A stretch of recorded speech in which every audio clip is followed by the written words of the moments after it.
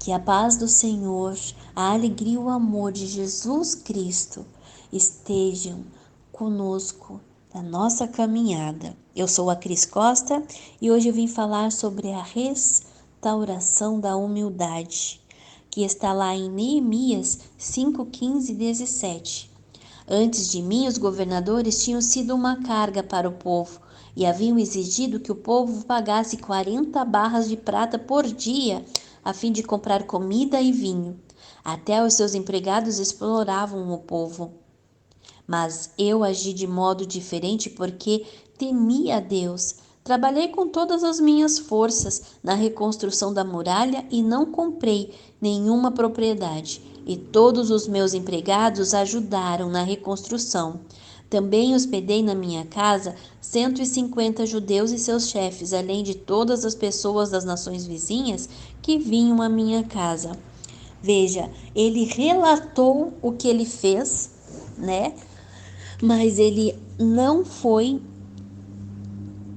vaidoso, ele não se engrandeceu nesse texto que ele escreveu. Isso é humildade. Agora, ele bater no peito, eu sou humilde porque eu fiz isso, eu merecia até uma propriedade, porque eu estou reconstruindo aqui a cidade, mas não, eu vou deixar para vocês porque eu tenho um canto, eu sou cara. Não, ele não fez isso. Ele foi humilde. Ele não quis a propriedade porque outras pessoas precisavam mais do que ele, né? Lucas 14, 8, 11 diz: quando alguém convidá-lo para uma festa de casamento, não se sente no melhor lugar, porque pode ser que alguém mais importante tenha sido convidado. Então, quem te convidou e o outro poderá dizer a ti: dê esse lugar para este aqui. Aí tu ficará envergonhado e terá de sentar-se no último lugar. Pelo contrário, quando tu for convidado, sente-se no último lugar. Assim, quem o convidou vai dizer a ti: meu amigo, venha sentar-se aqui num lugar melhor. E isso será uma grande honra para ti e todos os convidados, porque quem se engrandece será humilhado, mas quem se humilha será engrandecido. Então, Jesus ele lutou muito contra o orgulho, né? E nessa passagem nós vemos uma mensagem muito importante, como na passagem de Neemias, mostrou a mesma situação de uma forma diferente, né? Então Jesus, ele sugere que o valor de uma pessoa não deve ser atribuído por ela mesma. Devemos deixar que as pessoas digam o valor que temos para elas. Então, se eu acho uma pessoa, a fulana uma pessoa inteligente, dedicada, não é ela que vai bater no peito e vai falar: eu sou inteligente e dedicada. Não, nós vamos reconhecer ela. Mas ela é tudo isso, porém, ela é humilde. Né? Ela tem que ser humilde, segundo a palavra do Senhor, porque quem se engrandece será humilhado. Lá em Provérbios 27, 2, ele também fala, o rei Salomão, né, também recomenda que ninguém elogie a si mesmo. Se houver elogios, que venha dos outros. Né? Ele diz isso lá em Provérbios 27, 2. Jesus também nos diz que não devemos nos encantar com a honra atribuída a nós, mas aguardar Deus ao seu tempo que diga o nosso valor e nos dê a honra que nos é devida, né? Lá em 1 Pedro 5,6, ele repete esse ensinamento dizendo: portanto, Sejam humildes debaixo da poderosa mão de Deus, para que Ele os honre no tempo certo. Então Deus, Ele criou para nós um propósito. E Ele nos capacitou, nos capacita, né, para ouvir a voz dEle. O Espírito Santo está abrindo caminho à nossa frente, desafiando a ti, irmão, desafiando a ti, irmã, desafiando a mim a segui-lo em uma vida única e desafiadora que Deus planejou para nós. Porém, nós temos que sempre perguntar ao Espírito Santo se há algo que eu esteja tentando fazer sem Ele, sem o Espírito Santo. Porque muitas das vezes é ansiedade, né? Ou pressa, que a gente quer resolver aquilo, pede pro Espírito Santo na oração, aí levanta, já, puf, vai fazer. Mas pela ansiedade, muitas das vezes. Mas em outras vezes é o orgulho mesmo, o orgulho da vaidade, o orgulho da soberba, né? Dizendo, eu faço, eu consigo, né? E eu quero mostrar um pouquinho mais com a passagem de Lucas 5, versículo 4 ao 5, falando sobre Pedro, né? Então, quando acabou de falar Jesus, disse a Simão.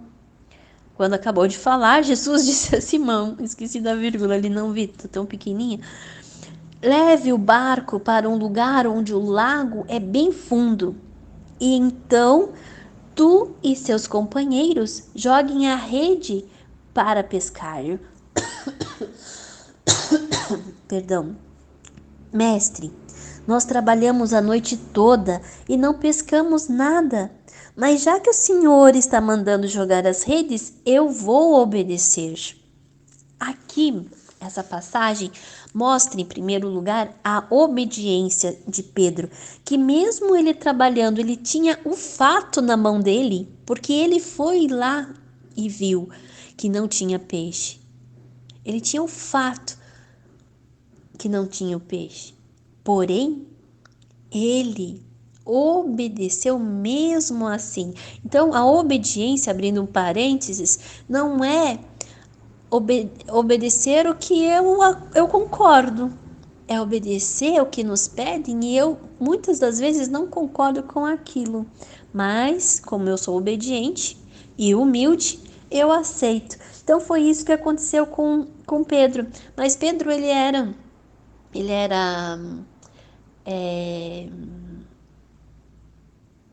um pouco assim, arrogante, explosivo, né? E como que ele fala isso para ele? Essa obediência, essa humildade de aceitar o que o outro está falando, mesmo que eu sei que não é aquilo que eu vi, que eu presenciei, né? Porque Pedro, ele estava andando com Jesus. E quando nós estamos andando com Jesus, a gente acaba nos tornando o espelho de Jesus. A gente é o exemplo, né, do que nós temos na nossa frente, que é Jesus. Mas lá em Marcos 14, 27, versículo 27, 29 ao 31, diz assim: E Jesus disse aos discípulos: Todos vocês vão fugir e me abandonar, pois as Escrituras Sagradas dizem: Matarei o pastor, e as ovelhas serão espalhadas.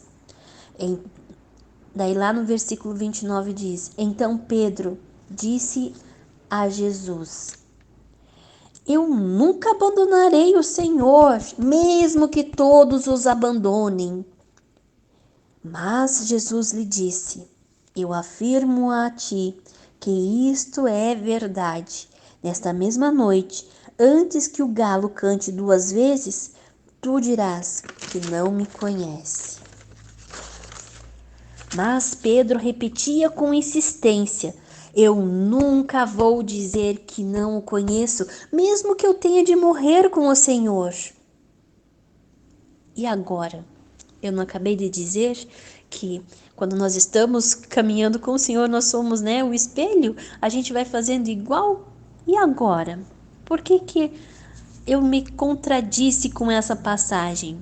Porque na caminhada, quando a gente está caminhando com Jesus, as nossas emoções, os nossos momentos, as nossas provas faz com que a gente esfrie, com que a gente desacredite, com que a gente esmoreça.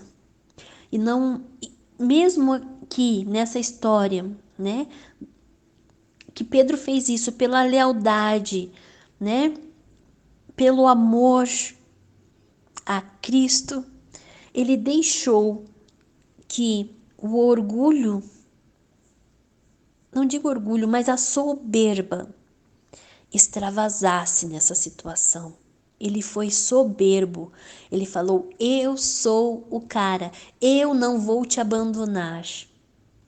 Mesmo que ele falou pela lealdade que ele tinha a Cristo e pelo amor que ele tinha a Cristo, ele deixou esse sentimento, esse orgulho que existe dentro de nós e que nós temos que pedir a Deus todos os dias para tirar da nossa vida. E ele, com soberba, ele falou, e voltamos lá na passagem de Lucas 14, 8 ao 11, que diz lá no final, no 11, porque quem se engrandece será humilhado, mas quem se humilha será engrandecido. A gente sabe a continuação da história. Ele não foi humilhado pelos outros, mas a situação de humilhação dele perante Cristo, porque Cristo olhou para ele e viu nos olhos, foi algo que destruiu Pedro, que consumiu Pedro. E só quando Jesus voltou e falou: Pedro, tu me amas, ele entendeu que ele precisava ser humilde, com a lealdade, com o amor. E nós precisamos pedir a Deus que nos restaure a nossa humildade, que tire de nós o orgulho, a soberba, a vaidade e tudo mais que não pertence a Deus todos os dias. E nós temos também, lembrando que nós temos que sempre falar com o Espírito Santo se nós estamos tentando fazer algo que ele não está presente. Porque nós temos que andar sempre juntos com o Espírito Santo.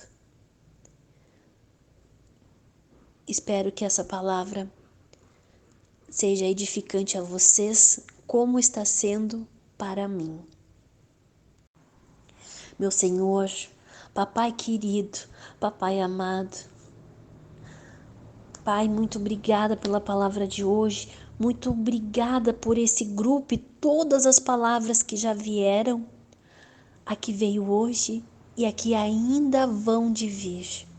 Obrigado, Pai, por estar usando todos nós, Pai, para trazer oração, para trazer a palavra, usando todos nós nos momentos do nosso relógio de oração, falando com nós, abrindo os nossos olhos, abrindo os nossos ouvidos, Pai, deixando nós mais sensíveis a entender a sua vontade. Espírito Santo, nos mostra se há algo que nós estamos tentando fazer que tu não está presente, sem ti. Porque nós não queremos, Pai, mais andar sozinhos, sem a presença do Espírito Santo na nossa vida. Porque nós não somos nada, nós somos menores que um grãozinho de areia. Porém, nós estamos lutando todos os dias, Pai, para reconstruir a nossa fé, reconstruir a nossa humildade e todas essas reconstruções que estaremos fazendo nesses 52 dias. Pai querido, Pai amado, que essa reconstrução, Senhor, seja, Pai, definitiva nas nossas vidas, que nós não tenhamos altos e baixos referente a estas construções, Pai, que Tu sempre cresça nas nossas vidas e que a gente sempre diminua, Pai, para que sempre sejamos, Senhor, filhos amados, andando no Seu caminho. Que mesmo nas provas e nos desafios a gente ore e pergunte a Ti qual a melhor situação a fazer, o que nós precisamos fazer, porque nós precisamos de Ti, Senhor. Ó Papai, nós somos limitados nos nossos pensamentos, da nossa sabedoria, na nossa inteligência, mas Tu não és, Senhor. Tu já viu, Tu já sabe o que vai acontecer nas nossas vidas. Então, Papai, anda conosco para que a gente não estrague tudo. Nos orienta, Pai, nos dá fome da Sua palavra, porque olhando, lendo, orando na Sua palavra, Pai, nós ganhamos força e a nossa armadura fica mais forte perante o inimigo. E como diz a Sua palavra, quanto mais íntimo nós estamos lendo a Sua palavra, orando a Ti, Pai, louvando a Ti, Senhor, diz na Sua palavra que quanto mais intimidade contigo, mais o inimigo fica longe, ele não consegue avançar nas nossas vidas. Então faz isso conosco, Pai. Nos dá essa sede da Sua palavra, nos dá essa necessidade de orar, Pai, orar pelas pessoas, orar pelo Brasil, orar, Senhor, orar, interceder, Pai. E nesse momento aproveito e nessa intercessão, eu intercedo pelas crianças, Papai, pelos jovens que estão se perdendo, meu Deus, dessa nova realidade que estão impondo na vida deles, mostrando que para ser legal tem que ser assim. E os pais, Pai, abençoa os pais com sabedoria, Senhor, para que não aceite, porque os pais estão levando as filhas para fazer cirurgia, Senhor, de mudança de sexo, e elas estão perdendo a possibilidade de mudar a ideia de um dia poder amamentar, meu Deus, isso é muito triste. Pai, abençoa os nossos governadores, o nosso presidente, Pai, abra os olhos, Senhor, dessas pessoas que estão no poder, Pai.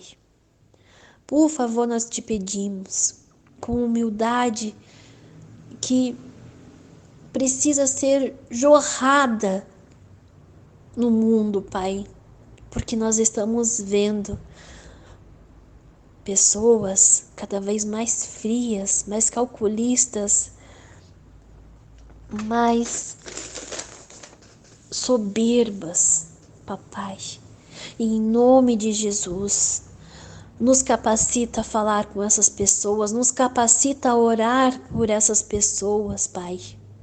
Nos capacita a falar a Sua palavra para essas pessoas. Em nome de Jesus, nós te pedimos, Pai.